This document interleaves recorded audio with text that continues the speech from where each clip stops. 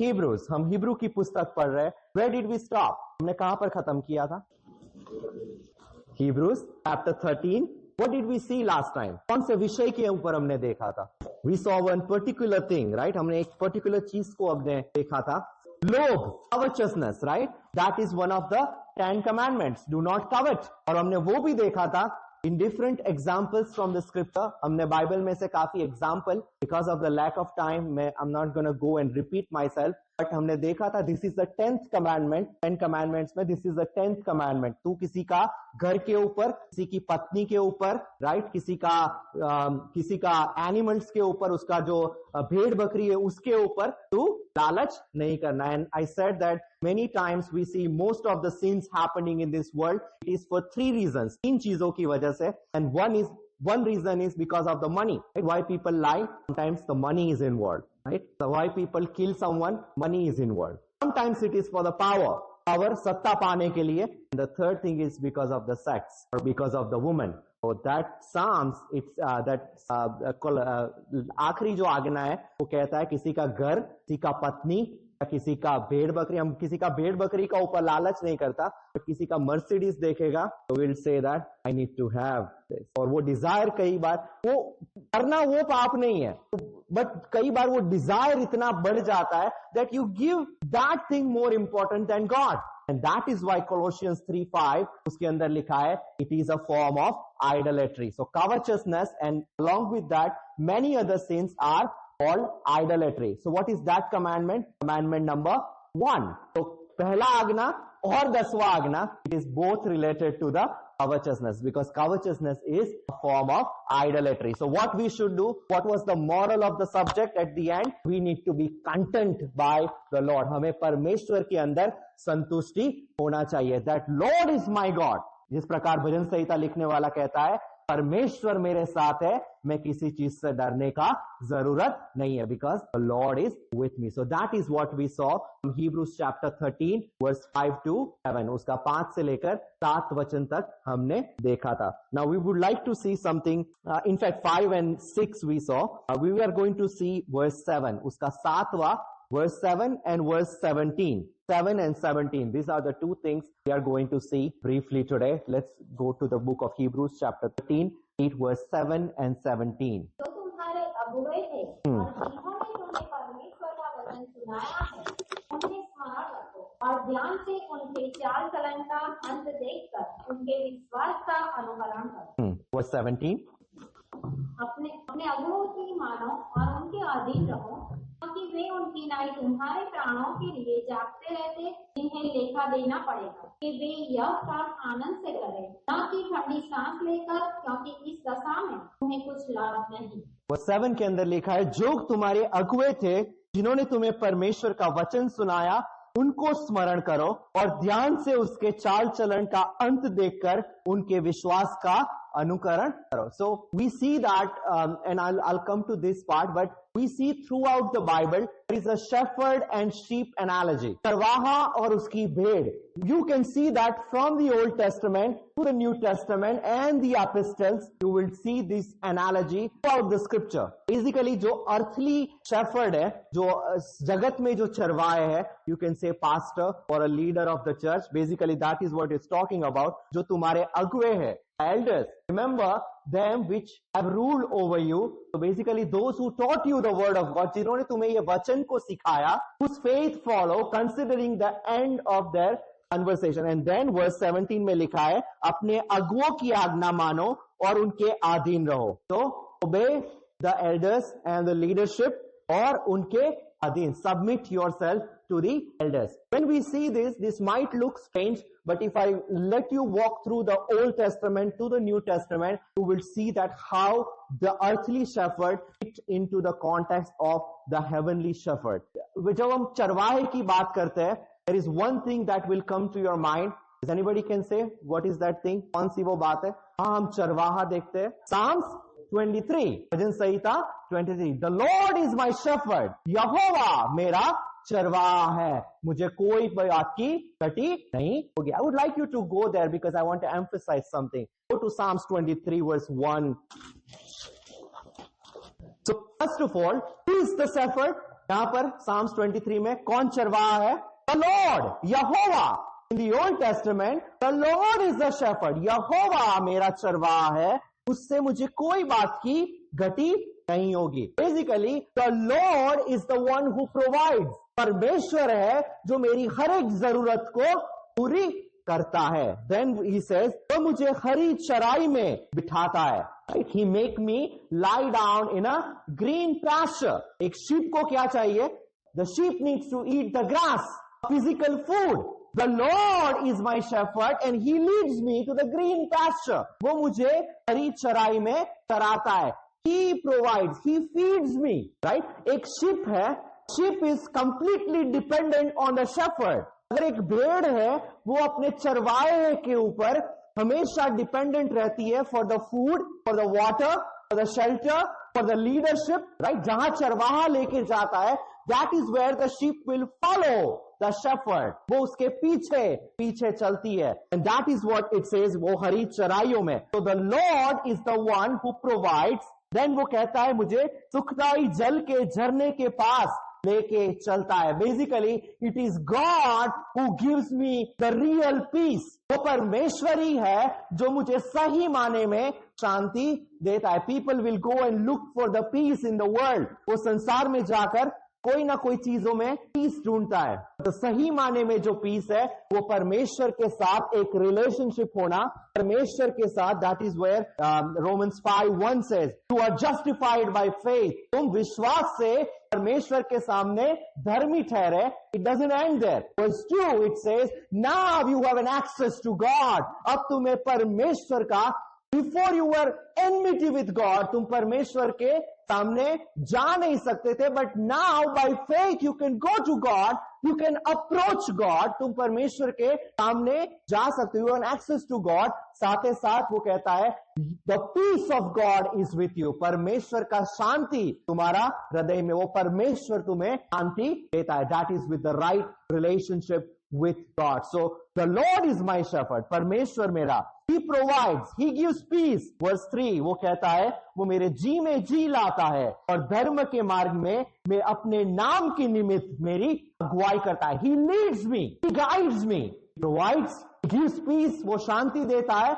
And साथ ही साथ वो कहता है He leads me and धर्म के मार्गों में, His righteousness, अपनी धार्मिकता। That is what Jesus did on the cross of Calvary. जब वो गुड फ्राइडे मनाएगा, there was an exchange happened between God and us. परमेश्वर और हमारे बीच में एक एक्सचेंज होता है। What is that exchange? He took our sins. उसने हमारा पाप अपने ऊपर लिया, उसका जो perfect righteousness He gave it to us. That was an exchange. That is when Jesus said, "It is finished." ये संपूर्ण हुआ। And verse 4, चाहे मैं घोर अंधकार से भरी हुई तराई में होकर चलूं, मुझे कोई हानि नहीं होगी, क्योंकि तू मेरे साथ है। तेरी सोटी और तेरी लाठी मुझे शांति मिलती है। David remembers then when he is writing. Who is writing the Psalms 23? David. So David was a shepherd. Before he became king, वो राजा बना, उससे पहले कौन था? वो चरवाहा था। Right? How do you know he was a shepherd? Just go, keep this open. Go to Psalm 78, verse 70 to 72. Please read Psalm 78, bhajan Samhita 78, verse 70 to 72. उसने अपने दास दाऊद को चुनकर वेश्यालाओं में से Who chose David? The Lord, Yahweh. In the Old Testament, it is the Lord who chose David, his servant, and took him from the sheepfold. He was a shepherd जो अपनी बाप की भेड़ को चराता था, उसमें से परमेश्वर ने दाऊद को चुन लिया। In the new testament God chose you and me. परमेश्वर ने मुझको और आपको चुन लिया। जो हम पाप का गुलामी में था, वहां से परमेश्वर हमको बुलाता है, जिस प्रकार दाऊद को बुलाता है। Continue reading verse 71।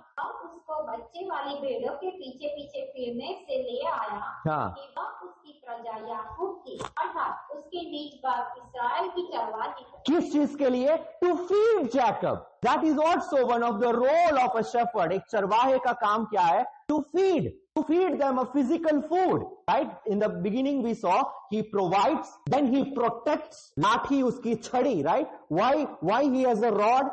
Who rod है? David also remembers when he's writing the Psalms. Go to 1 Samuel chapter 17. Samuel chapter 17. Read verse 34 and 35. Pehla Samuel chapter 17 verse 34 and 35. Dawood ने साउल से कहा, हाँ, तेरा दास जब वो गोलियत का सामने लड़ने गया, वो क्या कहता है? तेरा दास और सर्वेंट, हाँ, पिता की भेड़ बकरियां चराता था। their father, उसका पिता का भेड़ बकरी. I'm a shepherd boy, right? David, you can say David is a shepherd king, right? Who is a shepherd king? कौन चरवाहा राजा है in the New Testament? Jesus, right? He is a king. He is also a shepherd. Continue reading. और जब कोई सिंह या बालू उनमें से मेमना उठा ले गया, हाँ, तब मैंने उसका पीछा करके उसे मारा। उसे मारा. किससे मारा होगा उसने? With a rod. तेरा लाठी और तेरा staff. Your rod and thy staff give me peace. वो मुझे शांति दे. So what is the rod used for?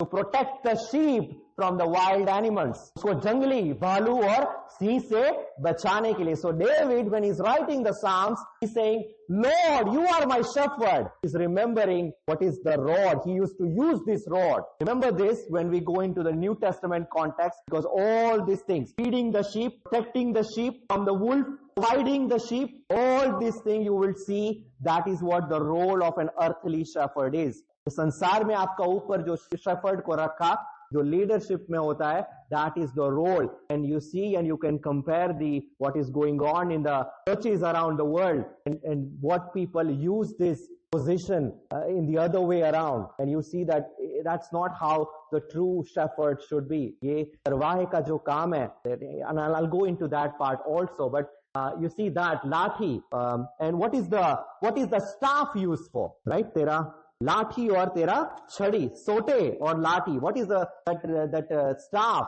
What is staff? ऐसा होता है वो? Is it straight? Is curve, right? उसके नीचे ऐसा हुक होता है. अगर आपने कोई ऐसा लकड़ी देखा होगा तो ऐसा करके यहाँ पर ऐसा होता है वो. ऐसा वाला जो लकड़ी होता है ना, that is the staff. इस चीज के लिए यूज होता है वो. जब शिप बाहर भटक जाएगी तो उसको ऐसा गर्दन से ऐसा पकड़ के you can bring it back to the right way. That is what the staff is used for. उसको इसलिए यूज किया जाता है, right? So again, what is the shepherd's role? जब उसकी भेड़ भटक जाती है, उसको वापस सही रास्ते में लाना, that is the role of a shepherd, with the right counseling, with the right biblical teaching to bring that sheep back to the flock. That is what the staff is being used for. See if anything. Jesus said this. यीशु ने, we see that in Luke chapter 16, जब हम पढ़ते हैं, वहां पर he gave an example. What did he said? किसी की 100 भेड़ है, उसमें से एक खो जाए. कौन ऐसा है जो वो 99 को छोड़ के एक के पीछे जाएगा? तब वो उसको मिल जाएगी. कहता है स्वर्ग में आनंद होता है. जैसा एक पापी अपना पाप से मन फिराता है, वो कहता है स्वर्ग में आनंद होता है. So ये भटकी हुई भेड़ के बारे में, that is what Jesus said. Then sometimes that shepherd has to use that staff to bring that sheep back to the right track. उसको सही रास्ते में लेके आना. So here in Psalms 23, we see the Lord is the shepherd. Now go to Ezekiel chapter 34. Ezekiel chapter 34, read verse 11 and 12. So in this chapter, ये Ezekiel 34 में जाके पढ़ेगा तो उसके ऊपर का जो पोर्शन है, उसके अंदर लिखा है, Who are the bad shepherds of Israel? क्यों इसराइल बैबिलोन का बंदीवास में गया, उसके बारे में लिखा है. Because of the bad leadership. उनके जो चरवाहे थे या जो लीडर थे, the kings, they did not do their job. वहां पर लिखा है, तुमको किसी को चंगाई करने के लिए रखा था, तुमने वो नहीं किया. तुम्हारा भेड़े यहाँ उधर उधर भटका हुआ है. They are scattered. You did not do the job which you were supposed to do. And who is the good shepherd? This is what Lord is saying. That is in the context. Read verse 11 and 12. Ezekiel 34, verse 11 and 12. क्योंकि परमेश्वर यहोवा कहता है, देखो मैं आपकी अपनी भेड़ बकरियों की सुधि लूंगा. I will seek them. I will search my sheep. Who is saying this? कौन कहता है ये? The Lord, यहोवा. यहोवा कहता है, मैं मेरी खोई हुई भेड़ है, उसको मैं ढूंढता हूं. The Lord is still searching among his church. उसका कलीसिया में कोई खोया हुआ है. One who is lost spiritually. परमेश्वर आज भी कहता है, मैं उसको ढूंढता हूं, मैं उसको नाम लेकर मैं बुलाता हूं. I will search my sheep and seek them out. Read the next verse 12. जैसे चरवाहा अपनी भेड़ बकरियों में से बची हुई को फिर से अपनी झुंड में बटोरता है, वैसे ही मैं भी अपनी भेड़ बकरियों को बटोरूंगा।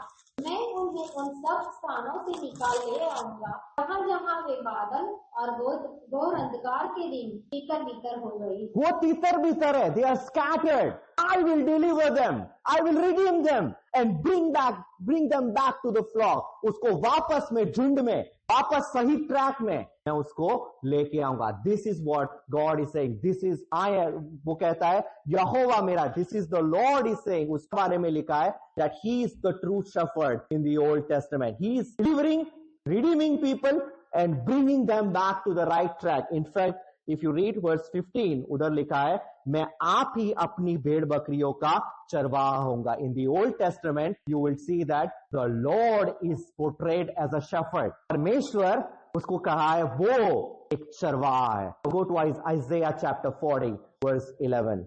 यशाया नबी का पुस्तक उसका 40वां अध्याय verse 11.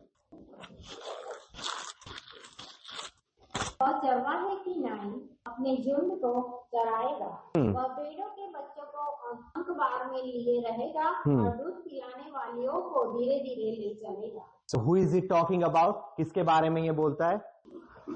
The Lord. The Old Testament ये किसके बारे में? About यहोवा. वो कहता है वो चरवाहे के समान. So you see again, the Lord is the shepherd in the Old Testament. वो कहता है he shall feed his flock. Again, what is the role of a shepherd? To feed his flock. उसको feed करना. And he shall gather the lambs with his arm and carry them in his bosom and shall gently lead those that are with the young. Who is the most vulnerable? Young ones. Right? In the church, who is the most vulnerable? Youth, the teenagers. कौन भटक जाता है? If you don't teach them or you don't feed them the right doctrine or the right teaching from the word of God, they are the most vulnerable. God is saying that, कहता है, carry them and shall gently lead those that are with the young. वो कहता है वह भेड़ों के बच्चों को अंकबार में लिए रहेगा और दूध पिलाने वाले को धीरे धीरे लेकर चलेगा. So, what does the church needs to learn? You need to bring your children to the church. You need to teach them. वो किसका काम है?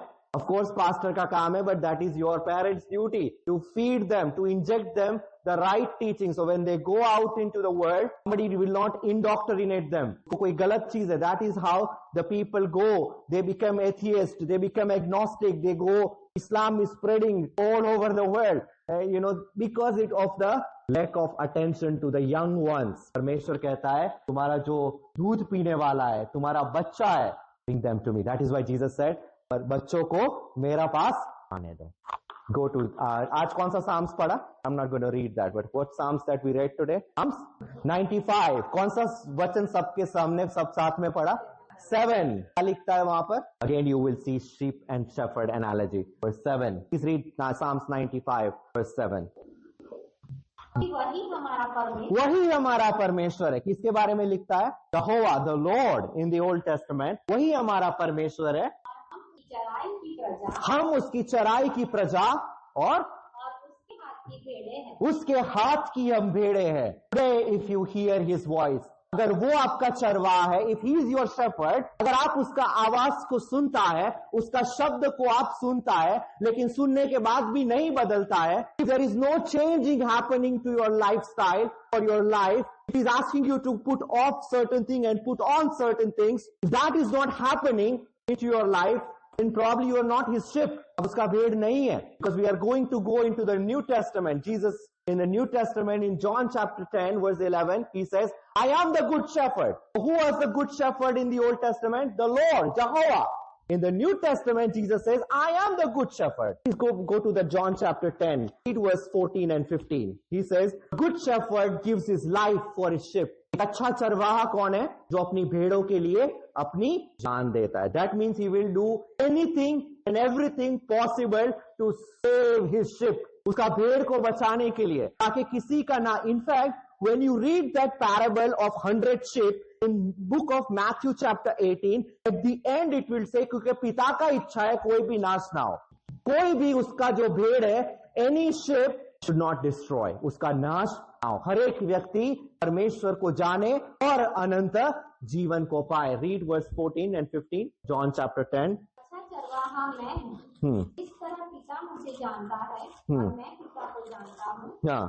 इसी तरह मैं अपनी भेड़ों को जानता हूँ. God is saying, यीशु क्या कहता है? मैं अपनी भेड़ को जानता हूँ. I know my sheep. मैं मेरी भेड़ों को जानता हूँ. वो आज भी आपको, जैसा एजेकियल के अंदर पढ़ा, वो कहता है वो ढूंढता है. He's seeking his sheep. He wants his sheep.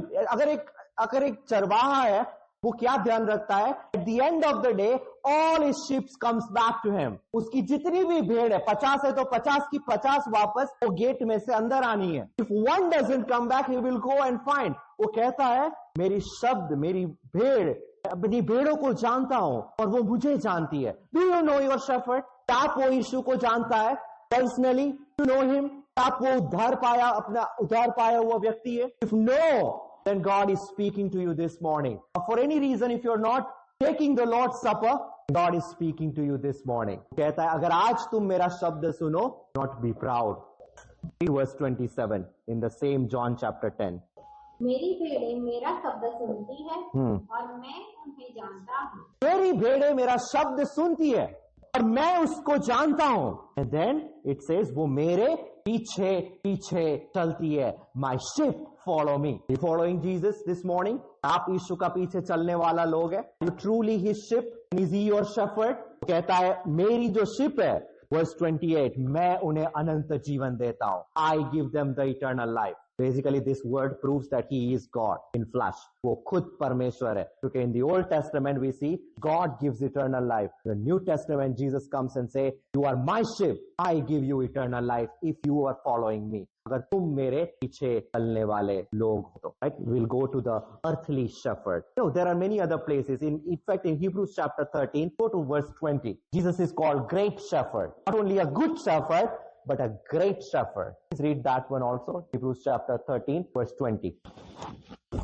शांतिदाता परमेश्वर जो हमारे प्रभु यीशु को जो भेड़ों का महान रखवाला है, सनातन वाचा के लहू की बूंद से भरे हुओं में से जिला कर ले आया. We'll see that on the Easter day. But वो कहता है अब शांतिदाता परमेश्वर जो हमारे प्रभु यीशु को जो भेड़ों का महान रखवाला. He is the great shepherd. जो फ्राइडे का बाइबल क्लास में seeing the Trinity, right? You see that? शांतिदाता परमेश्वर. Who is he talking about? God the Father. Then हमारे प्रभु यीशु को जो भेड़ों का the great shepherd. So you see the Father, you see the Son in that particular scripture. Now go to the earthly shepherd. Go to 1 Peter chapter 5. Read verse 1 onwards. उसका एक वचन से नीचे पढ़े. तो हमने क्या देखा? In the Old Testament, Psalms 23, Ezekiel 34, Isaiah chapter 40, Psalms 95, they all portray that God, Yehovah, is the shepherd. Yehovah चरवाहा है. And in the New Testament, Jesus comes in John chapter 10 and many other places. Remember Jesus said in Matthew 25, in the last days, on the day of judgment, he is going to separate the sheep and the goats. वो भेड़ों को बकरियों से अलग करेगा. What does that show? One day he is going to judge the people. If you are not following him, अगर आप अभी जब जिंदा है उसके पीछे चलने वाला नहीं बना है, there is no eternal life. That actually goes the other way around. That John chapter 10 verse 28, मैं उन्हें अनंत जीवन देता हूं. The opposite of it is, if you are not following him, you have no eternal life. Those who have son, they have eternal life. Those who do not have a son, they do not have an eternal life. In fact, I was reading one story, एक story में पढ़ रहा था. This was from this person in Scotland. एक बुढ़ा artist था, उसने बहुत सारी पेंटिंग्स बनाई थी. वो पेंटिंग्स वो क्या करता था, उसको वक्त वक्त में ऑक्शन करता था. उसका एक बेटा था, वो बेटा जो था उसकी भी उसने एक पेंटिंग बनाई थी. He was a Second World War veteran, so he died in the Second World War. तो उसके बाद में वो बुढ़ा था, वो भी मर गया. तो उसकी जितनी भी पेंटिंग्स थी एक दिन ऑक्शन में रखी और वो ऑक्शन के अंदर बहुत लोग आए, सब बोली लगाने के लिए आए. सो जो ऑक्शन करवाने वाला था उसने पहले क्या किया, उसने उसका बेटे का फोटो लाया और उस बेटे का फोटो के ऊपर बोली, उसने कहा कि अभी बोली लगाओ उसके बेटे का जो फोटो है उसके ऊपर. तो कौन उसका बेटे का फोटो खरीदे? वो तो सब आर्ट खरीदने आए थे. They wanted to purchase the art, not the son's photo. तो उसका एक चाकर था जो उसके वहां काम किया करता था. उसका चाकर ने उसका बेटे का ऊपर बोली लगाया, उसको कहते क्योंकि ही लव्ड हिम, जब वो मरा उसको अच्छा नहीं लगा था और because of the love he put, उसके ऊपर उसने बोली लगाया और वो ऑक्शन वाला था, उसने कहा सोल्ड, इसको मिल चुका है। आते साथ उसने कहा now the auction is close, जो ऑक्शन है वो बंद हुआ है। एंड देन दे सेड, वो जो बुढ़ा आदमी जो मरा था उसका बाप, उसने एक विल लिखा था जिसके पास उसका बेटे का फोटो, जो उसको खरीदेगा he will get all his possession, उसका जितना भी कीमत है, वैल्यू है, सब कुछ उसका हो जाएगा। Those who have son, they have the eternal life. John 3:36 says, उसके पास पुत्र नहीं, उसके पास अनंत जीवन भी नहीं। Make sure that you have son into your life as a Lord and Savior of your life. Go to that 1 Peter chapter 5 verse 1. तुम्हें जो प्राचीन है, उनकी नहीं प्राचीन, इसी के दुखों का गवाह और प्रकट होने वाले। So now it's talking about the earthly elders और ये earthly shepherd, जो हमने Hebrews 13 और उसका 7 और 17 में पढ़ा, अगुओं की सुनो, उसकी मानो, नहीं तो आपके लिए वो व्यर्थ है, वो आपके लिए कुछ लाभदायक नहीं है। Here it's talking to the elders, how the elders should be. That is also we need to learn. Elders which are among you. Continue reading. प्रकट होने वाली महिमा में सहभागी होकर उन्हें यह समझाता हूँ कि परमेश्वर के उस झुंड की तो तुम्हारे बीच में है, रखवाली करो। Feed the flock. You see similarities in the Old New Testament. तुम्हारा जो झुंड है, feed the flock of God which is among you, right? In the Old Testament कौन करता था वो? Jehovah, the Lord. The Lord is my shepherd. He leads me into the green pasture. वो मुझे हरी चराई में चराता है। Lord was physically feeding his, एक चरवाहा अपने भेड़ है उसको physically वो फूड खिलाता है। Similarly, the earthly leaders, they need to feed the flock. Then continue reading. And oversight, उसकी रखवाली भी करता है। ये कैसे करना है? Willingly, not by filthy lucre. परमेश्वर की इच्छा के अनुसार आनंद से, ना कि नीच कमाई के लिए नहीं। Right? What you see in the world, many places, they do it for their own gain. Right? They go into the private aircraft and a big mansion and not paying the tax because they don't need to pay tax if it's a religious purpose in America. So you see the billions and billions, no giving to the people. Again, it's talking about not for your filthy lucre. Continue reading verse 3. जो लोग तुम्हें सौंपे गए हैं उन पर अधिकार न जताओ। You're not acting as a leader, but वहां पर क्या लिखा है? परंतु उनके लिए आदर्श बनो। You be the role model. That is why when we read 1 Corinthians उसका 11 का 1 में पॉल क्या कहता है? Follow me as I follow Christ. मेरा अनुकरण करो जैसा मैं यीशु का करता हूं। You see in Hebrews 13 उसका 7 में लिखा है, वो तुम्हारे आदर्श है। They are your role model. वो कहता है वो झुंड के लिए आदर्श बनो। Continue reading verse 4. जब प्रधान रखवाला प्रकट होगा, So there is another title for Jesus Christ. He's a good shepherd. He's a great shepherd. यहाँ पर लिखा है he's a chief shepherd. When the chief shepherd comes back, shall appear, you shall receive the crown of glory that fadeth not away. तुम्हें महिमा का मुकुट दिया जाएगा जो मुरझाएगा नहीं. What did Paul do? That our leaders and those who are in leadership, they need to learn. Go to Acts chapter 20 and probably we will end somewhere over there. Acts chapter 20. प्रेरितों का किताब उसका 20 अध्याय. And you see why he's saying that you need to be the role model. See what Paul did. Verse 19. I'll just read it quickly. वो कहता है तुम्हारे बीच में. Now what is the context of this verse? Paul is calling all the leaders of Ephesus. Ephesus में जितने भी leader है उनको एक मंडली को बुलाता है. And now Paul is testifying before them because this is his final farewell. How do I know this is a final farewell? क्योंकि जो लोग थे, Paul वहां से गया, उनको अच्छा नहीं लगा. Verse 38 के अंदर लिखा है, कहता है तुम मुझे फिर से कभी नहीं देखोगे. His execution is near. Paul को पता है अब वो मरने वाला है. He will be in the Roman prison and he will be executed. But वो कहता है कि then he says verse 19, मैंने बड़ी दया से आंसू बहाकर उन परीक्षाओं में यहूदियों के षड्यंत्र के कारण जो मुझ पर पड़ी प्रभु की सेवा करता रहा. In spite of persecution, I serve the Lord. Then वो कहता है जो बातें में आपके लाभ की थी, the things that were profitable to the congregation, वो कहता है मैंने उसको बताने के लिए पीछे नहीं रखा, मैं उसको झिझकाया नहीं उसको सिखाने में. और वो कहता है मैंने हर जगह में मन फिराना, विश्वास करना.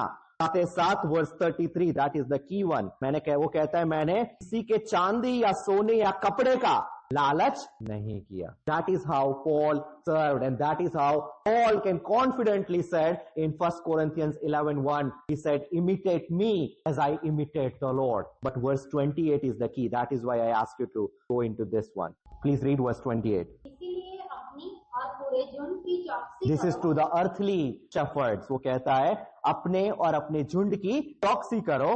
जिसे पवित्र आत्मा ने तुम्हें अध्यक्ष The ठहराया Lord appointed you. Holy Spirit appointed you to be the leader. कि तुम परमेश्वर की कलीसिया की रखवाली Whose church it is? The church belongs to Jesus Christ. वो किसका चर्च है? The Lord. उसकी रखवाली करो जिसने उसने अपने लहू से मोल लिया है. That he purchased with his own blood. Now go back to Hebrews chapter 13 verse 7 and 17 and that will make more sense and we will conclude it over there. Hebrews chapter 13 verse 7 and 17. Read verse 7 and 7. Yeah. तो तुम्हारे अगुवे थे और जिन्होंने तुम्हें परमेश्वर का वचन सुनाया है उन्हें स्मरण रखो उन्हें स्मरण रखो. Continue reading. और ध्यान से उनके चाल चलन का अंत देखकर उनके विश्वास का अनुकरण. So this is the church is commanded to do. After you heard all this, Lord is shepherd. Jesus says, I am the good shepherd. He's a great shepherd. Then follow him. साथ ही साथ वो कहता है, those who are leaders, उन्हें जिन्होंने तुम्हें वचन सुनाया उसका स्मरण करो. Go back to verse 17 and we will end it all. अगुवे की मानो और उनके अधीन रहो So the church is commanded to obey them as that they rule over you and submit yourself for they watch for your soul. Continue reading. कि वे उनकी न्याय तुम्हारे प्राण के लिए जागते रहते इन्हें लेखा देना पड़ेगा कि वे यह काम आनंद से करें न कि ठंडी सांस लेकर क्योंकि इस दशा में तुम्हें कुछ लाभ जिन्हें they are accountable for your life. आपका जान, आपका soul, they are accountable for. I'm preaching you, I'm accountable for your soul. If one of you does not go there, I have to give an account to the Lord. कहता है ताकि वो आनंद से ये काम को करे, ठंडी सांस लेकर, क्योंकि इसमें तुम्हें कोई भी लाभ नहीं है. It did not profit Israel. It will not profit the New Testament church. If you are disobeying your leadership, if you are disobeying the leaders, and that is the reason. It says just like a sheep follows the shepherd. Shepherd feeds, provides, protects. जो भटक जाती है उसको सही रास्ते में लाता है. Similarly, the earthly leaders need to feed the flock. उनको सही रास्ते में लाना के साथ to protect them from the other doctrines. That is the work of the shepherd. The ecclesia is commanded to obey them that have rule over you. आइए अपना आंखों को बंद करें, सुना हुआ वचन के ऊपर मनन करें. Praise the Lord.